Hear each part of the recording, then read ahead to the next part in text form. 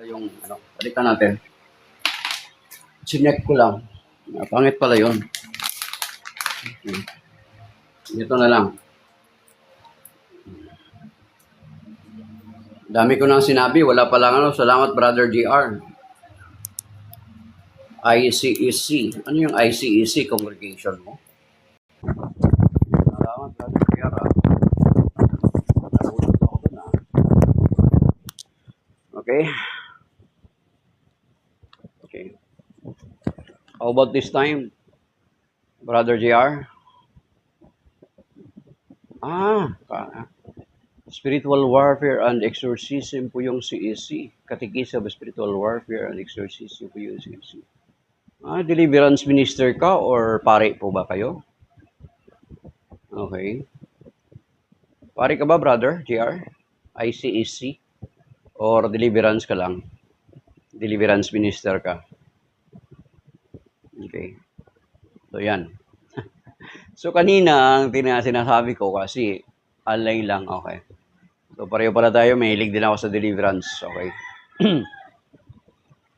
So, there are times, Brother JR, nag-pray ako dito ng mga deliverance prayers sa TikTok. Kaso lang, sobrang busy na kaya hindi ko na nagagawa minsan. So yan. Okay? Ang sinasabi ko kanina mga kapatid ay kapiyastahan ni San Isidro Labrador ngayon. At sa San Isidro Labrador ay kung titingnan natin yung kanyang buhay, siya yung ang kanyang buhay ay kumbaga saan siya yung nagsasabuhay nung Matthew chapter 6 verse 33.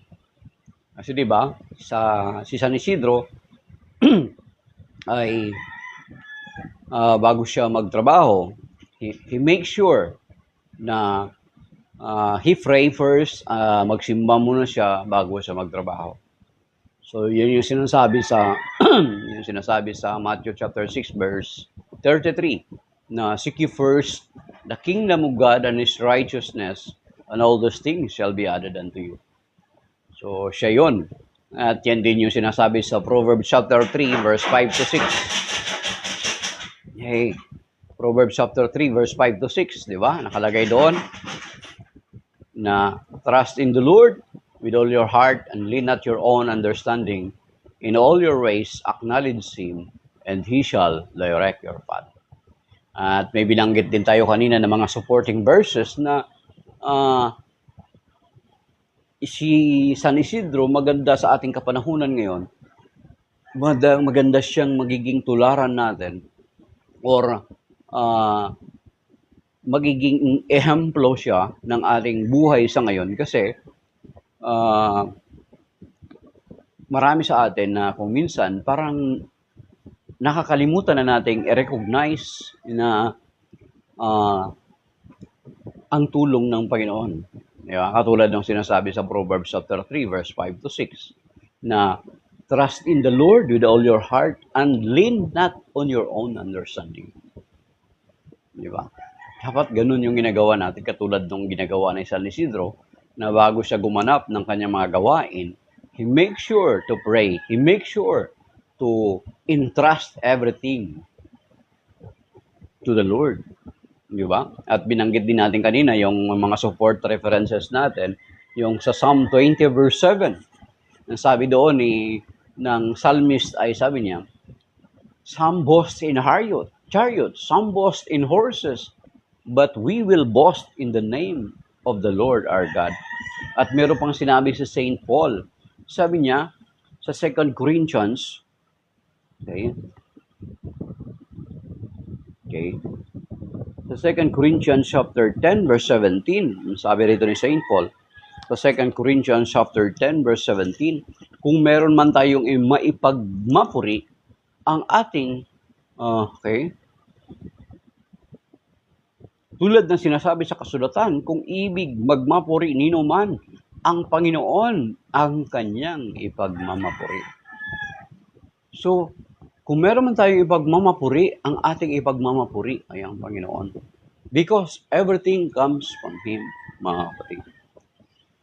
So, yan. At yun yung ginawa natin yung kay San Isidro. At ang ebanghelyo ngayon, dito sa John chapter 16, verses 23. Okay. John chapter 16, balikan natin mga kapatid ang ebanghelyo. Kasi wala pala kaninang wala pala ang audio kanina Sayang. Okay. Sabi dito sa John chapter 16 verses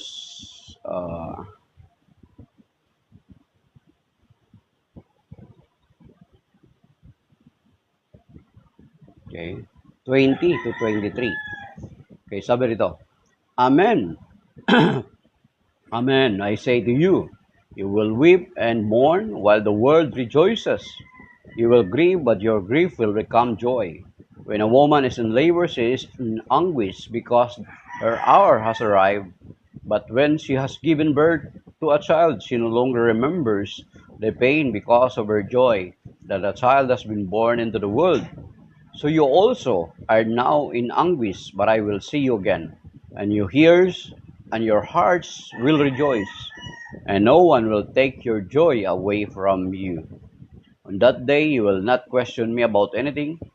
Amen, amen. I say to you, whatever you ask the Father in my name, He will give you. Yan, ang Ebanghelyo mga kapatid. So, ang konteksto nito kasi itong tagpo na ito ay sinasabi ng Panginoong Kristo sa kanyang mga alagad prior siya ipapako sa krus. Kaya sinasabi niya na malulungkot kayo, mamimigati kayo. Yun yung sinasabi niya, mga kapatid. Yun yung pinaka-konteksto nung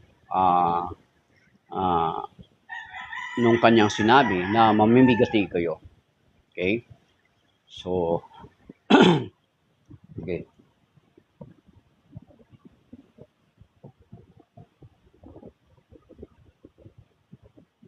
Sabi dito sa verse 22, so you also are also now in anguish. Sa verse 21, when a woman is in labor, she is in anguish because her hour has arrived. But when she has given birth to a child, she no longer remembers the pain because of her joy that the child has been born into the world. So,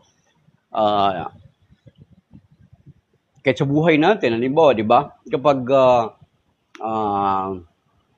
sa buhay natin, di ba, parang puro hirap. Puro hirap yung naranasan mo. Pero kapag nalampasan mo na yung hirap na yon, magiging masaya ka na. Kasi di ba, yung lalo na yung mga taong nag-struggle talaga ng matindi sa buhay. Di ba? Yung naka-survive siya doon sa mga struggle na yon. Di ba? Parang pag may dumating na pagsubok sa kanyang buhay, mani-mani na lang yun. Easy-easy na lang yun. Sisiw na lang yun sa ating term. Di ba? Sisiw na lang. Yung nanay na mga anak, grabe. Kung minsan nagka-curse pa ngayon Nagka-curse pa yung nanay na habang bago siya mga anak. Last na to. Ito yung sinasabi sa verse 21. Last na to. Minumura yung asawa. Pagkatapos ng last ay nadagdagan pa ng marami. Kasi pagkatapos, nakalimutan niya yung hirap na naranasan niya. And she is now rejoicing because of the child in her hand. Diba? The same with us. Marami tayong napagdaanan sa buhay. Pero once na mapagtagumpayan natin, ay parang magpapasalamat pa tayo doon sa mga pangyayari sa buhay natin. Bakit naranasan natin yun? Mga kapatid. Di ba? Pagdating na araw, yung mga naranasan mo before, magagamit mo pala yun para sa ibang tao to encourage them. Di ba? Ito yung napangasawa ko, yung may bahay ko, mga kapatid.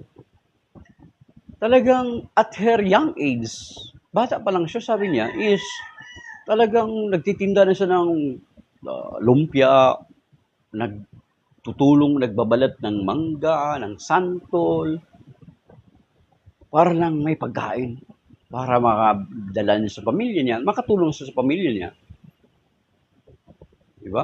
Nagiging working student siya until na makagraduate siya ng college. Mga kapatid. Yung naranasan niya ngayon, naranasan niya dati, ay nagagamit niya para sa ibang mga tao. Hindi dapat hindi natin tingnan yung kung ano yung anguish that we have now. Ito yung sinasabi ng Panginoon, you will mourn or you will weep for today. But later on, you will rejoice. And that joy, no one can take away from you. Okay? Sabi dito. So verse 22, so you also are now in anguish, but I will see you again and your hearts will rejoice, and no one will take your joy away from you. You see? After na ma-resurrect ang Panginoong Jesucristo, after nabuhay ang Panginoong Jesucristo, the joy that they have ay taglay-taglay nila at walang nakaalis ito sa kanila. That is why kung titingnan natin sa Book of Acts, basahin natin na kahit hagupitin sila, pakulong sila. Si San Pedro napakulong. Si San Pablo napakulong. Si Silas napakulong. Binugbog. Na pag-akala nga namatay ni San Pablo. Di ba? Pero the joy that they have because of the resurrection ng Panginoon Kristo, walang nakaalis nito sa kanila. Walang nakakuha nito sa kanila, mga kapatid. Yan. Amen? So the same with us, mga kapatid. Yung mga pagsubok na naranasan natin, yan naman sinasabi sa banal na kasulatan. Diba? Sa James chapter 1, verse 2. Ito ang sinasabi dito, na sa ating paglilingkod, i-connect na natin sa ating paglilingkod. Habang naglilingkod tayo, marami tayong mga pagsubok na maranasan, mga kapatid.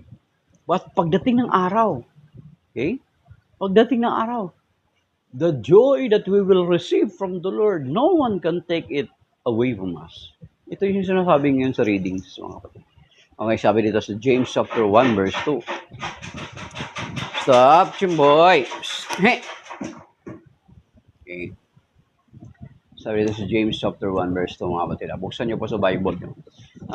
Alam niyo, yung lagi kong sinasabi, huwag manangan sa Bible app. Ay, God bless contemplative soul. Okay? Kasabi dito, mga kapatid.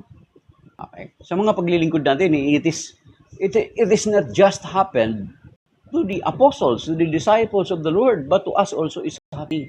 This is also happening. Na yung pag-aakala natin, iniwan na tayo ng Panginoon, yung pag-aakala natin na binapabayaan tayo ng Panginoon, but later ma-realize natin na andyan nang pala siya sa atin. Kasama natin siya.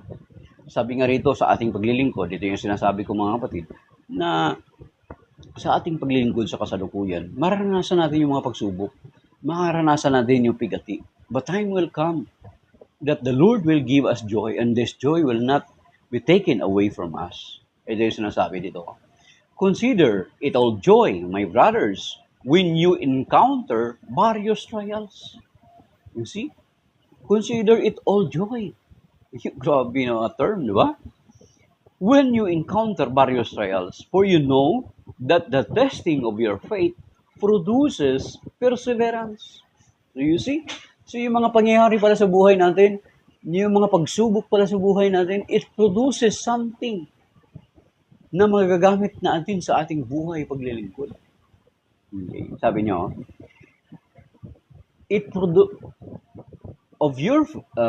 for you know that the testing of your faith produces perseverance, and let perseverance be perfect, so that you may be perfect and complete, lacking in nothing.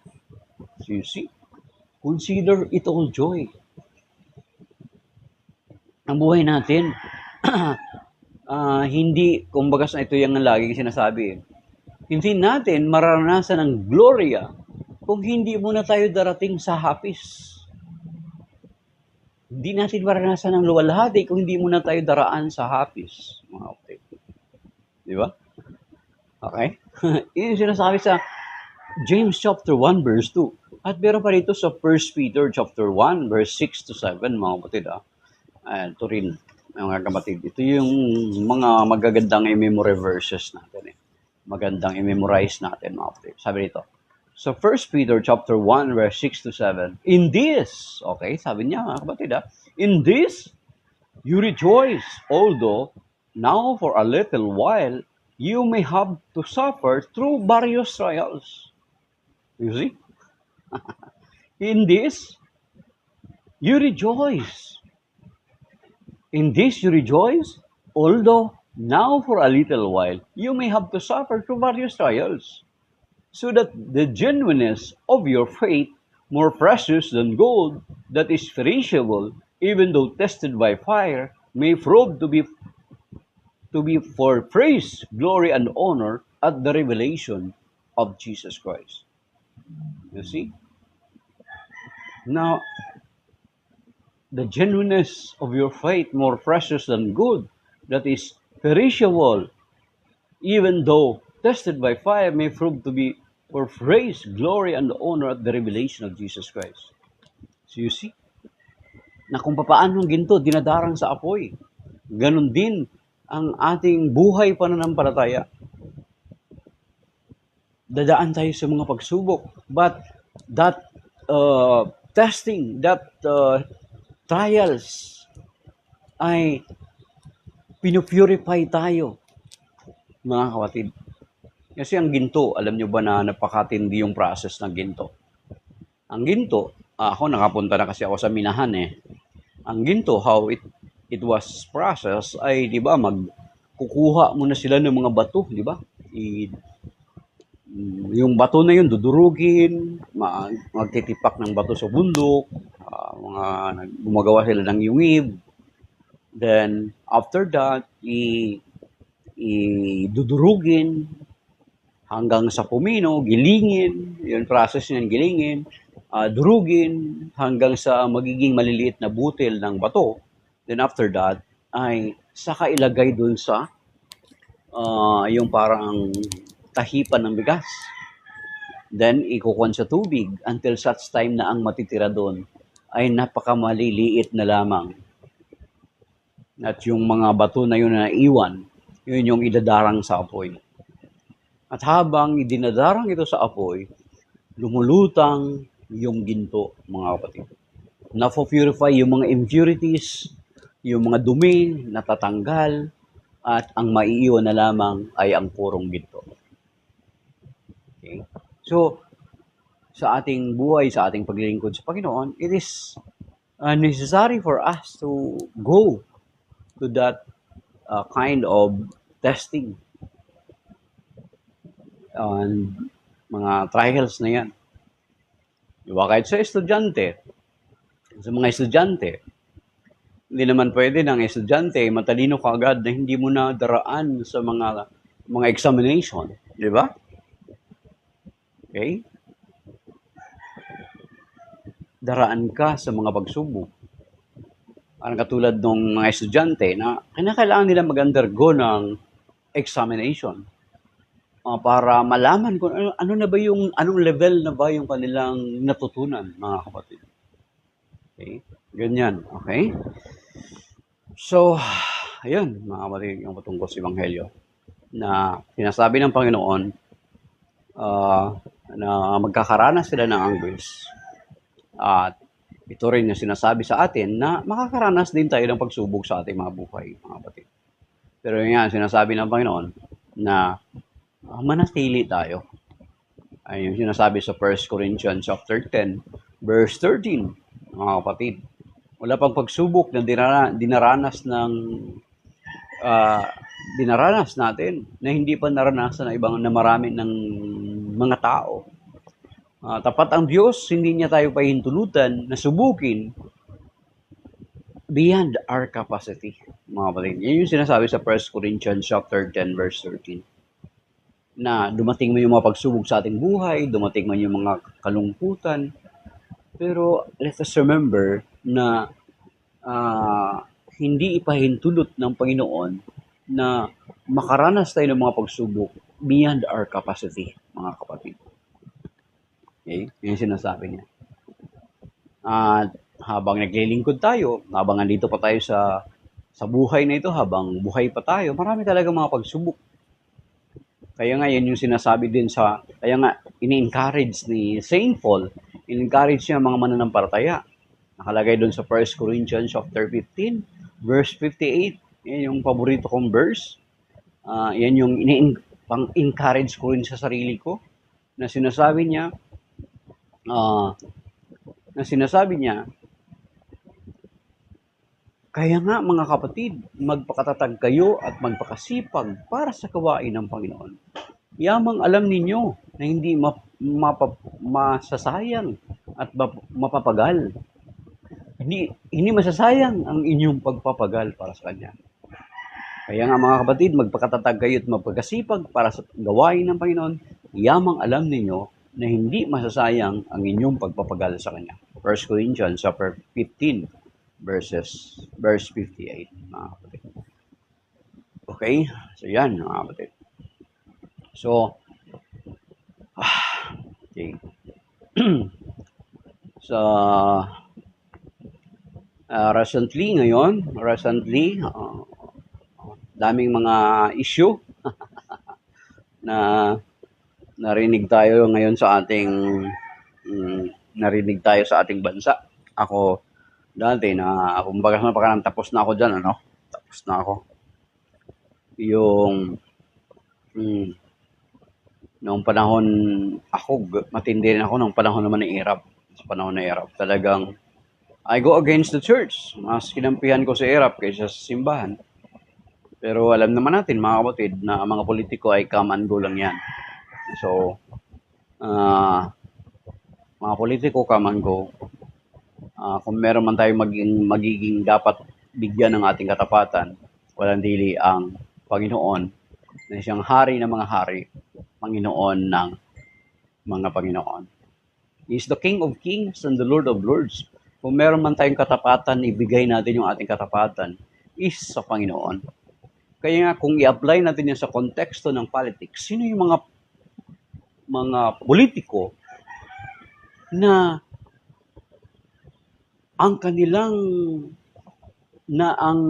Panginoon ang mas higher than them. Di ba? So we're supposed to support those politics. Kaya nga dati nakaranas ako, brother JR, nung panahon na tumakbo si Attorney Mariel Llasos. Sino yung tatlo yun sila eh. Si brother at saka tatlo sila. Yun yung binuto ko. Kasi, sinasabi nila, nakikita ko na ito yung platform nila and they are God-fearing persons. Saka si David. Kaso lang si David ngayon parang disalign na yung niya eh. Tatlo yun sila, ang tumakbo. Binuto ko yun. Wala akong pakialam kung hindi sila kilala. Basta ako, at least I did my part. Okay? Kaya kung bakit nangyari ito sa bansa natin, actually, sabi ng ang corruption naman daw kasi hindi naman nag-start sa lang eh. Nag-umpisa pala daw talaga sa bahay yung corruption. Nag-umpisa sa bahay yung corruption. Sige, halimbawa, gawin mo to. Bibigyan kita ng 10 piso or may reward. Di ba? Kaya kaya ko minsan parang pagdating nagtrabaho na sa gobyerno, ayaw na magtrabaho kung walang padulas. Tapos yung corruption, nag-umpisa sa bahay. Kasi yung nanay nagtatrabaho sa gobyerno sa isang opisina, mag-uwi ng mga bond paper, mga ballpen, kung anong mga office supplies. Di ba? Yan. Kumbaga parang nasanay na yung corruption nag-umpisa sa bahay, mga kapatid. Kaya, pag naging politiko, wala na, sanay na, praktisado na. I-apply din sa politika. Mga kapatid, nakaranas ako maging sangguniang SQ chairman ako, naging SQ chairman ako. At siguro masasabi ko na pwede kong ipagmalaki, nakareceive ako ng outstanding, naging sa panahon namin, in my time, nakareceive ako ng plaque of appreciation ng outstanding SQ chairman sa buong bayan namin. Out of more than almost 20 barangays in our municipality, nakareceive ako ng outstanding SQ chairman. Pero alam nyo ba, totoo yun ang sinasabi, nagiging parang, sa SQ pa lang, nagiging parang breeding ground na ng corruption. First time ko nakaranas na, di ba, natural ang SK ay sa sports. Sa sports kami, natural may budget kami na 10% from the internal revenue allotment ng barangay. 10% sa income or sa IRA ng barangay. So noong plano ko mamili ng mga sports items, nagulat ako na ang sistema pala is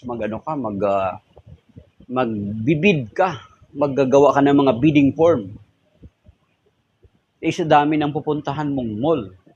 Alam niyo ba nang gagawin ng mall, ang ginawa nung pinuntahan kong para i-bid or magkuha ng bidding, magbigay ka ng bidding form. Then ililista yung mga equipments na bibilhin mo. Magbigay na kami ng lahat ng form doon, hindi ka na magpapagod. Sila na lang lahat gagawa. So, ano mangyayari? So, ang mangyayari, yun yung mall na yun na pinuntahan mo, yun yung makakakuha ng bibilhin mo. Pero, ang seste, sila na lahat gumawa ng bidding. Di ba? Ayun. Doon ko nalaman yun.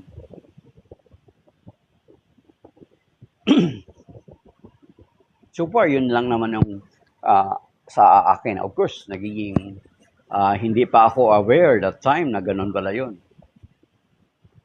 So parang, although ang bidding ay wala namang padaraya dun sa kung ano yung nilagay nila. Tinamad na lang kami na pumunta sa ibang mga store para mag-bid.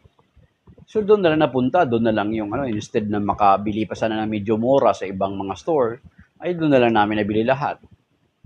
Kasi parang pinalabas na sila yung lowest sa items. So doon na kami nakapamili. Pero when it comes to corruption na nabulsa yung pera ng gobyerno, so far, in my experience, wala naman. Pero meron akong experience na isa pala sa system ng, halimbawa, sa barangay. Yung barangay, yung kapitan, halimbawa, magpatrabaho siya yung road clearing. Halimbawa, ang tao is 50 or 60. 60 yung nakadeclare na nagtrabaho. 60 yung nakaperma. Pero ang nagtrabaho lang is 40. So, saan mapupunta yung 40? Yung ghost worker. Doon napunta sa bulsa ni Kapitan. Ganyan din yung ghost project. Diba? May dineclare na project, pero walang project na nagawa. Ghost project. Ayan, mga balit. Yan, bali, napuntahan natin yan. Kasi, yun yung recent, mga current event. Yun ang sinasabi ko, na kung nais mo natin maging tapat sa kanino pa mang politiko, ay dapat maging tapat tayo sa ating Panginoon Kristo. For He is the King of Kings and the Lord of Lords. Kung tapat ka sa Panginoon Kristo, ang politiko na hahanapin mo ay dapat naka-align yung kanilang standard sa Panginoong Kristo. Okay? Dapat ganun, supposed to be. Kasi kung totoo natin kinikilala ang Panginoon Kristo that He is the King of Kings and the Lord of Lords. So therefore, yung mga politiko natin na sinusuportahan, dapat naka-align yung kanilang pamumuhay sa ating Panginoon Kristo. Pero parang ang hirap na ngayon sa ating panahon. Okay? Ayan.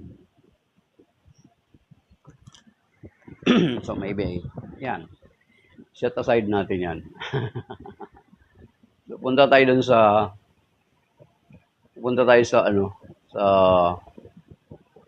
Facebook. Recently, hindi ko lang alam kung kaninong page sa comment na yun eh. Si isang member ng Inc. ang nagtanong at sinagot ni parang pinagdugtong stitch video ni Rex Seminarian. Stitch video na Rex Seminarian ay pinagdugtong sa video ng isang member ng Inc. 1914 na bakit si Maria, babae, bakit tinawang Ginoo? Yan. Isa yan sa mga issue. Bakit Ginoo? At yung nag-comment din doon yung isang member ng Jesus Miracle Crusade. So, sinasagot ko siya. Sabi niya, mahilig talaga kayo magdagdag ng Katoliko. Sabi niya. Sabi ko, bakit tinawag na Ginoo? Because she is high in stature. She is high in stature. Kaya nga yung Ginoo, ang term na Ginoo is sa panahon ni Rizal noong 1600, kahit sa panahon ni Rizal na, nung tinranslate yung Hail Mary into vernacular language, Tagalog, wala silang mahagilap na term na ma-equivalent doon sa angkop kay Mama Mary. Kaya nga, ang ginamit na term pag-address sa kanya, sa pagbibigay galang sa kanya, is yung Ginoo because the term Ginoo is both na ginagamit sa lalaki at babae kapag meron kang mataas na antas sa lipunan. Diba? Sa sulat ni Rizal, na binati niya yung kababaihan sa malulos ng mga babaeng maginoo. Okay? So yung member ng Jesus Miracle Crusade, nung nalaman ko na member siya ng Jesus Miracle Crusade, kung nagsagot pa siya sa akin, until now, hindi na siya nakasagot. Kasi nabisto ko siya na Jesus Miracle Crusade. Alam niyo ka ba, na kapag mabisto, kaya nga marami dito, kahit dito sa live ko, kapag may magtatanong sa akin, kapag tatanungin ko na sa kanila yung kanilang sekta, ayaw nilang sabihin. Kasi once nababisto na sila sa sekta nila, napakadali na lang nila i-refute, mga kapatid. So, kung nagsagot pa yung member ng Jesus Miracle Crusade na yun, bakit niya tinatanong na bakit Ginoo, dinagdagan natin ng word na Ginoo, si Mama Mary? Hindi rin pwede angkop sa kanya sasabihin mong ginang. Pag sinabing Ginoo, ibig sabihin, may mataas na antas na tao sa lipunan. Kaya nga yung pagbati ng anghel sa kanya ay Hail. Diba? Hail, favored one. Hail, Mary. Alam natin yung pagtawag na Hail sa mga royal, lang yan, sa mga hari. Diba? Sa mga royalty yan, gina-address. Di ba? Pag sinabing Hail Caesar, sa mga hari, sa mga taong matataas, ang antas sa lipunan. Kaya inconsistent na sasabihin mo ginang kasi babae.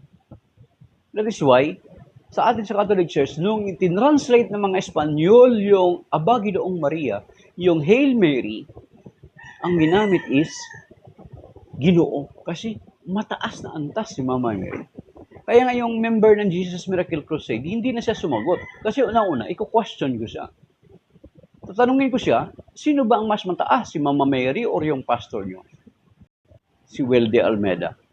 Kasi, Alam niyo ba yung mga pastor, mga kapatid, alam niyo ba yung dinudugtong nila sa pangalan ng kanilang mga pastor?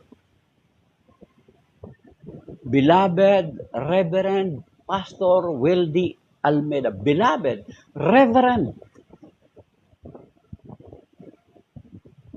Yan yung dinudugtong nila. Then pagdating kay Mama Mary, kino-question nila why we are using Ginoo to address reverence to the Blessed Mother. Di ba? Samantala sila, yung mga pastor nila, ganun yung pag-a-address nila. Ang tanong, mas mataas ba yung pastor nila kay Mama Mary? No. Yan, kapatid. At yung isa naman member ng, hindi ko lang alam kung anong sekta naman yun, nag-comment naman siya. Na si Pedro daw ba ay Katoliko? At papayagan ba niya ang Panginoong Jesucristo na gawan siya ng mga larawan? Kung ikaw, sabi niya, papayagan ba ng Panginoong Jesucristo na gawan siya ng larawan? Of course, sabi ko, oo. Of course, yes. Sabi ko sa kanya, oo. Ano ang sinagot ko? Because, papayagan ng Panginoon na gawan siya ng larawan. Bakit? That is the authority given by the Lord to the church. And primarily to Saint Peter.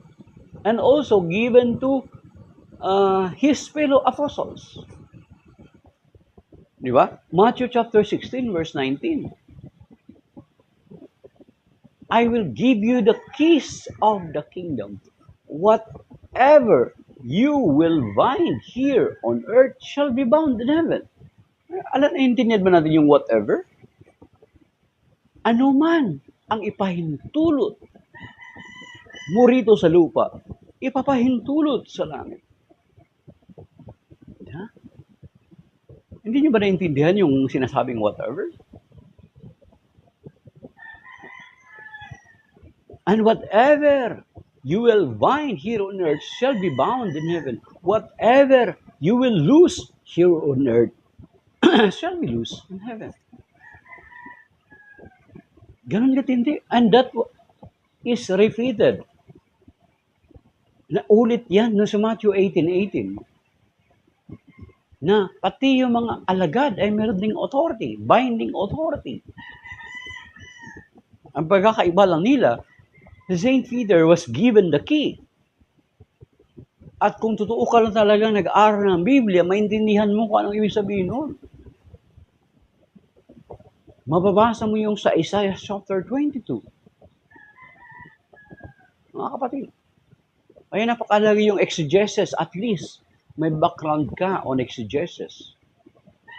Kaya kung ang sekta mo is verse lang minibigay, walang proof texting lang tawag dyan, mga kapatid. Walang exegesis. Wala yan. Yung tutunan mo, yung proof texting lang. Pag makaharap ka ng mga tao na nag-aral sa Biblia, yung may exegetical knowledge, hindi mo makayang pangatawanan yan, yung sinasabi mo. Okay. So, yun yung sagot ko dun sa isang, hindi ko alam kung anong sekta niya. Sineck ko yung profile niya, hindi ko makita. Ngayon, may last akong comment sa kanya na hindi niya pa nasasagot. So, bihira ako maganito, di ba? Usually, screenshot ko yun, tapos ipopost ko sa ano. I usually do not do that. Marami na akong encounter sa Facebook, mga kapatid. And they cannot continue to argue with me dahilan sa wala talaga. So, hindi mo pwede question bakit ang simbahan may mga larawan. As a matter of fact, kung nagbabasa ka ng Biblia, totoong nagbabasa ka ng Biblia, hindi ka lang sinuspoon feed ng sinuspoon feed. Pag spoon feeding na tinatawag is yung pastor lang or ministro lang mangaral sa iyo. Para nakanganga ka lang ng gano'n na. Subuan ka lang ng subuan. Whereas sa ating education system natin ngayon, grade 1 pa lang, ang dami na pong libro. Elementary grade pa lang, ang dami na pong libro. But when it comes to faith, ang tamad natin magbasa ng Biblia, ang tamad natin mag-open ng mga references, ang tamad natin mag-research ng mga references. Di ba? Which is not supposed to be. Pagdating sa pananampalataya, much more. Kung elementary grade pa lang, ang dami ng libro. Then, pagdating sa pananampalataya, ang nangyayari is yung pastor, nangangaral, yung ministro, magbabanggit lang siya ng mga verse sa Bible, prop texting ng prop texting. Habol ka rin ng habol, sunod ka rin ng sunod, every time sabihin niya. Bilang tagapakinig, bilang mananampalataya, dapat may tinatawag tayong counter-research, mga kapatid. Tama ba ito? Ano bang context nito? Ba? The same with sa teacher. Ang teacher, sa yung teacher. Tapos, may libro ka. Di ba dapat i-counter-research natin sa libro? Basahin din natin sa libro natin. Hindi pwede na makinig ka lang na makinig. Hindi pwede na subuan ka lang na subuan. Yan yung dapat, mga kapatid. I-counter-research natin. Tingnan natin. Tama ba ito sinabi ng teacher ko?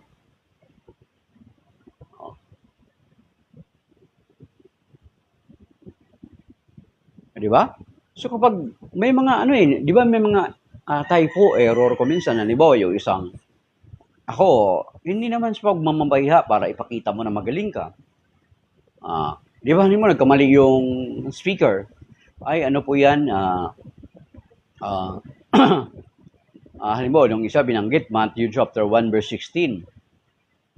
Patungkol sa, if you want to follow me, take up your cross. Ang sabi ko, ang Matthew 1:16, that is about the genealogy of the Lord Jesus Christ. Yung patungkol sa take up your cross and follow me is in Matthew chapter 16. So kung nakikinig ka at alam mo, pwede mo sabihin yun, hindi para ipahiya yung speaker, kundi para i-correct. Kasi nagkakaroon ng typo error eh. The same with us na mga mananampalataya, hindi pwede, it's not good that you have to listen only. We need also to read and find other references. Is this correct? Di ba? Tama ba ito? Or not? Hindi lang tayo mag-rely doon sa pakikinig.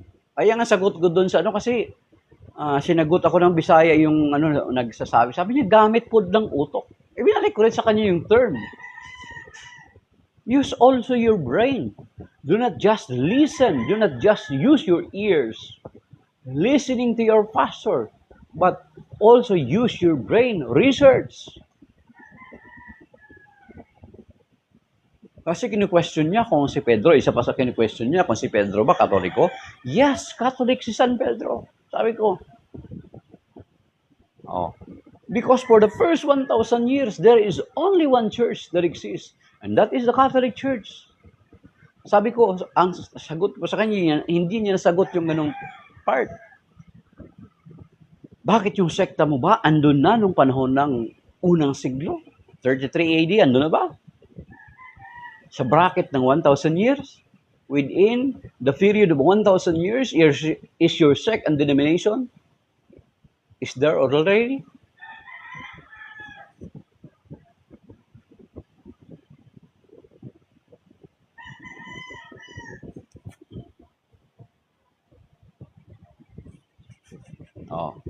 Di ba?